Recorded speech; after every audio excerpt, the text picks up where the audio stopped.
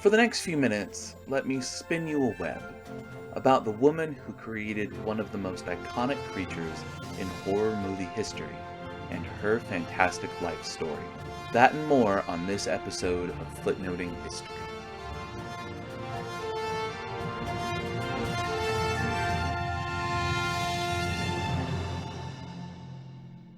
What's up, Footnoters? It's Josh, and this might come as a shock to you, but I'm not here to discuss the finer points of something that has to do with Christianity this time around. I mean, if that's what you came to this episode for, fear not. We'll be talking about it again soon enough. It's really kind of difficult for me to stay away for too long. About a year before wanting to do this episode, I had never heard the name Milicent Patrick before. Chances are that I never would have learned about her either if it wasn't for my wife recommending that our history faculty reading group read The Lady from the Black Lagoon by Mallory O'Meara. And I'll admit, I wasn't into the idea at first. I'm not really into the history of pop culture as much as I'm into weird and obscure religious stuff. But once I sat down to read about Patrick's life, I was hooked. I will long sing the praises of O'Meara's really masterful biography. And honestly, if I ever teach a history methods class, I'll probably assign it to my students. Milicent Patrick was born Mildred Elizabeth Fulvia de Rossi to parents Camille Charles Rossi and Elise Albertina Bill in El Paso, Texas. Her family had moved around quite a bit before her birth, largely due to her father's career in structural engineering. At one point, her father, Camille, and his career led him to Mexico City, where he worked on the Palace of Fine Arts under an Italian architect. Most notably, at least according to family history, Camille had a run-in with the legendary Pancho Villa during the Mexican Revolution, and while Camille was working on another project, the La Boquilla Dam. Villa apparently detained Camille after learning that he was an engineer, thinking that Camille could help him manufacture artillery for the revolution. Camille convinced Pancho Villa that this certainly was not the case, and Villa let him go. 2 years after Milicent's birth, her father's career took the family to Peru. Following the death of her mother's mother, however, the family moved back to California via Argentina and New York City. And once back in California, Camille's career got its biggest break yet. Camille came across a want ad for a structural engineering job in San Simeon, California. The ad had been placed by the famous architect Julia Morgan, long known for being the first woman to gain admission to l'École Nationale Supérieure des Beaux-Arts in Paris, and the first woman to be a licensed architect in California. Over her career, Morgan designed and built over 700 buildings in California, including the Hearst Castle in San Simeon, California. Dear listeners, I imagine that you might be putting 2 and 2 together here. Yes, Camille Rossi was applying to be the lead structural engineer under Julia Morgan to work on Hearst Castle. He got the job. Hearst was best known for being the media mogul of the late 19th and early 20th century. It would take a full episode to really hit just the highlights of Hearst's career, but many consider him to be responsible for, among other things, pushing the American public to support the Spanish-American War through what historians have called yellow journalism.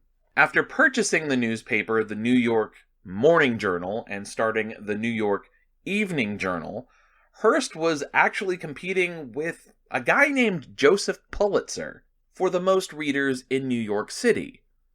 And if sales is the metric, Hearst won. He beat the guy that the Pulitzer Prize is named for. And look, if that doesn't convince you of Hearst's influence on media, The movie Citizen Kane was about him. And here in 1920, Hearst wanted to build a summer home in San Simeon on 168,000 acres of land that he had acquired over the years through inheritance and purchases. And if you've never seen what Hearst Castle looks like, I've put some pictures on the page for our episode so that you can have a look. I'm particularly impressed by the Neptune pool. It's absolutely gorgeous.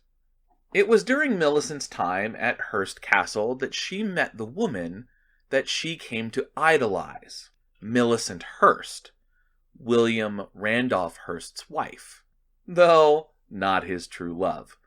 William Hearst did seem to be madly in love with a woman named Marion Davies, who was often at Hearst Castle. After 1925, Marion Davies became the hostess of the palatial estate, right around the same time that William and Milicent Hearst formally separated. It was Milicent Hearst's glamour that attracted Milicent Patrick, then still Mildred Rossi. So much so, as you've probably deduced, that when it came time to adopt a new Hollywood identity, Milicent Patrick adopted the name of the woman that she idolized so much. Well, after some disputes with Julia Morgan, William Randolph Hearst let Camille Rossi go as the structural engineer of the Hearst Castle project. But with Morgan's help, generously, Rossi landed a job as a state engineer for the state of California, and the family moved to Glendale in the southern part of the state.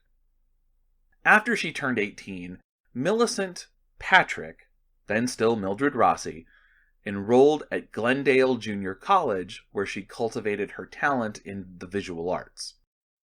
Eventually, her artistic ambitions led her to transfer away from Glendale Junior College and to Chouinard Art Institute, one of the leading art schools in Southern California. Chouinard's founder, Nelbert Chouinard, probably deserves her own episode, but suffice it to say for now, dear listeners, the woman had a tremendous influence on 20th century American art. In the 1930s, Nelbert Chouinard started visiting this company called Disney Studios, which was just a short distance away from the school. And like most institutions of learning, Chouinard was interested in seeing what the pros were doing in industry so that they could tailor their curriculum accordingly. And Disney, starting to ramp up animation production, needed more artists. So the school and the House of Mouse made a deal to allow Chouinard teachers to sit in and watch the animation happen. And of course, this eventually led to Chouinard doing a lot of training for Disney animators. Later down the line, a pipeline developed. Chouinard students ended up being hired by Disney, since Walt himself was able to see the talent pool firsthand. Walt Disney himself discovered Milicent's talents and asked her to come work for him. And of course she said yes. At first, Milicent worked in a bullpen of sorts as an inker. In animation, inkers are the ones who put the ink onto the celluloid film that eventually becomes the animated feature. It's a translation work of a sort, taking the art of the animator's drawings and inking it onto the film. It takes a delicate hand and is delicate work. After about a year of working as an inker, Milicent, now 24 years old, was promoted to animation and effects, along with another woman, Marcia James. At this point, they were a part of only a handful of women in a house full of male animators. In 1940, I just think of how the women were treated in the show Mad Men, but worse. In animation and effects, Milicent worked as a color animator. As much as I've tried to understand what separates a key animator and a color animator, the difference still eludes me. But from what I gather, key animators do the main sequential drawings, while color animators just use and add color. If you're confused, so am I. Maybe a listener can help us out. In any event, Milicent and Marcia went to work on a film that you've probably heard about before, Fantasia. Their work comprises 4 of the 8 segments of the film, including the creation of the iconic demon Chernabog in the Night on Bald Mountain sequence.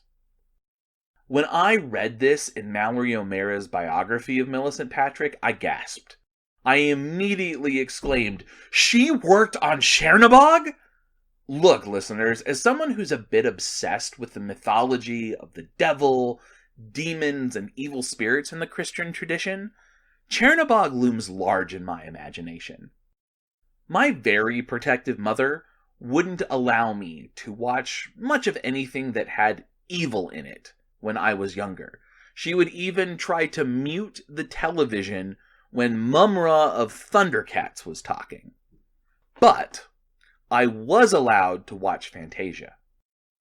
So Chernabog is my childhood impression of what the devil was. So reading that Milicent Patrick had a hand in Chernabog's creation was a really big deal for me. After Fantasia, Milicent worked on another movie that you know, Dumbo. She helped bring a lot of the big sequences with flying elephants and circus animals to life. However, there were serious labor tensions with Disney animators, and they eventually went on strike. Add to this that Hitler invaded the Soviet Union, and then Pearl Harbor happened in December of 1941, so Disney had to shift gears. And it ended in layoffs, including Milicent. For the next several years, Milicent, at this point still going by her given name Mildred Rossi, floated around the United States working as a hostess for brands at different trade shows and as a background actress where she could find work. She also started crafting a more alluring resume and persona. She listed herself as the first female animator at Disney, a very contested claim, and started to play around with her name a bit too. There's a lot to this story that involves some extramarital affairs and some really juicy gossip stuff that I'll encourage you to read in O'Meara's biography of Milicent Patrick. But for brevity's sake, Milicent started calling herself Mil Fitzpatrick, which, after the collapse of a relationship, changed to just Mil Patrick. And she also started to tell a story that she was born Mildred Elizabeth Fulvia di Rossi, an Italian baroness. And she had the look of royalty, and internet fact checkers didn't exist yet, so it's not like anybody could check if this was true, even if they wanted to. In any event, Milicent soon made her way back to Hollywood, but in a much different role. Her background work meant that she spent a lot of time on studio lots, and Universal Studio Lot led her to a brand new opportunity. Lest we forget Milicent's artistic talents, she kept her skills in drawing and design sharp. While on the Universal lot, she met a man named Bud Westmore, who would play a significant role in the next steps of Milicent's career. What you need to know about Bud Westmore is that he was part of a family that was a dynasty of makeup artists. It began with George Westmore, a hairdresser who immigrated to the United States from Britain and became well known in the early days of Hollywood. His sons, Monty, Percival, Ernest, Walter, Hamilton, aka Bud, and Frank followed in his footsteps.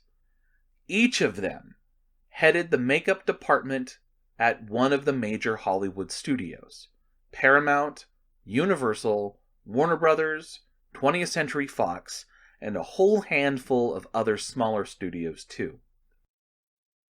After recognizing her talent and being very attracted to her, Bud Westmore decided to hire Milicent to join his makeup department at Universal as a designer. After a few months of working on other projects, Bud Westmore had Milicent designing monsters for Universal's slate of monster flicks, something that Universal had become known for.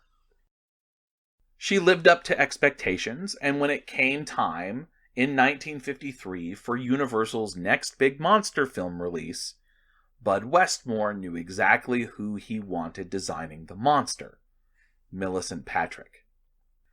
There's quite a bit of back and forth about the creature from the Black Lagoon, from arguments over the script, to whether it was appropriate enough for approval from the Motion Pictures Association of America, which was worried that the script revealed a far too sexual relationship between the monster and its human female captive.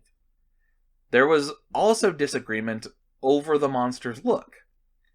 Eventually, though, Bud Westmore was able to wrestle the design to his department, and Milicent took center stage. Before the creation of the costume, or the suit itself, Milicent Patrick drew the creature, taking inspiration from prehistoric reptiles, amphibians, and fish. According to O'Mara's research, Milicent took a lot of inspiration from the Devonian period. And if you've ever seen the creature from the Black Lagoon, you know she knocked it out of the park. Now that they had their creature, Universal had to promote the movie, and Milicent was the perfect person for the job. After all, she had spent all of that time prior to her career at Universal working trade shows and promoting brands. So, in January of 1954, Universal sent Milicent out on a promotional tour for the new film. But this is the 1950s we're talking about here, so the focus of the tour wasn't always really on the creature, but on Milicent's own beauty. In fact, when Universal conceived of the tour, they wanted to call it The Beauty Who Created the Beast. Still, that would have put at least some focus on the fact that Milicent created the creature and just also happened to be a beautiful woman. Bud Westmore didn't like this. He wanted the spotlight for himself. He wanted credit for the creature. So the team went back to the drawing board and came up with a name: The Beauty Who Lives with the Beast. This satisfied Westmore, for now, and allowed the studio to send her out with monsters other than the ones that Milicent had created. And Milicent was a hit. But all of the attention paid to Milicent made Bud Westmore even angrier. He marched into Universal's offices and complained about how he was sure Milicent was going to take all of the credit for the creature. He sought guarantees that he would get credit for the whole of the creature's creation. He demanded that Milicent renounce any credit and give all of the credit for the creature to him. And she agreed to it. So Milicent went on tour and did everything that Bud Westmore demanded. She took credit for nothing, but the public and the media fell in love with her. So in write-ups about the tour and in the press surrounding the premiere of The Creature from the Black Lagoon, Bud Westmore's name never appeared, and it made him even angrier. And Bud Westmore blamed Milicent for all of it. While still out on tour, Bud Westmore went to Universal's executives and told them that Milicent was no longer welcome in his makeup department. And despite the attempts of Universal's executives to soothe Bud Westmore's ego and to get him to back off of his decision to freeze Milicent out, and despite a successful premiere of The Creature of the Black Lagoon, Bud Westmore went unchanged. Milicent was out at Universal. Milicent's starbound career came to a screeching halt as well. She continued doing background acting, but she never got the same kind of opportunity that she had at Universal. Despite the clear failings of Universal to protect Milicent from the fragile ego of Bud Westmore, Milicent Patrick's legacy lives in the creature, a testament to her talent and hard work. It lives through the haunting animation of Chernobog and Fantasia. It lives in the women who came after her and broke through Hollywood barriers, even if many of those barriers remain intact. She was a star, despite what Bud Westmore did to write her out of film history, and we would do well to remember her name.